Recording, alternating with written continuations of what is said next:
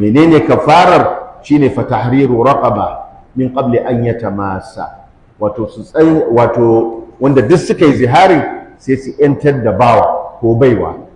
kafin wato ya komo ya zuwa ga alaƙar auratayya tare da ita matar tasa da ya mata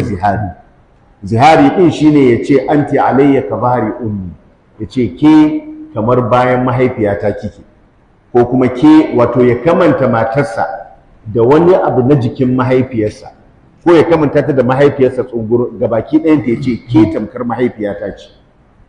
ko kuma ya kamanta wata gabata ta ya ce bayanki kamar bayan mahaifiyata ce, ko jikinki kamar jikin mahaifiyata ce a gare ni.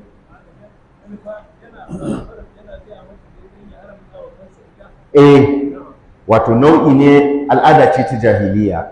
maimakon ya ce ya sake ta, wato saki ne da babu kome, ko ta sake aure a jahiliya ba zai dawo da ita ba, ya haramta ta har abada. To Allah maɗaukakin sarki sai ya ce wannan munkari ne na magana kuma ƙarya ne, domin faɗan wannan ba zai mayar da ita ta zamanto mahaifiyarsa ba.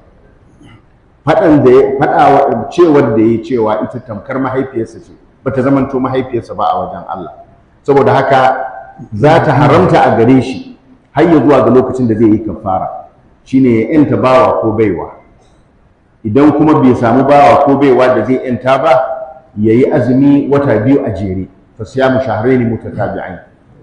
wa man lam yastati fa it'amu 60 miskina, wanda ba zai iya azumin wata 2 a jere ba sai ya ciyar da miskinai guda 60. To idan yayi haka, in yayi wannan kafarar, to sai ya dawo ya zuwa ga alaka tare da mahaifiyarsa, wannan maganar kamar bai faɗe ta ba, sai a share masa hukunci.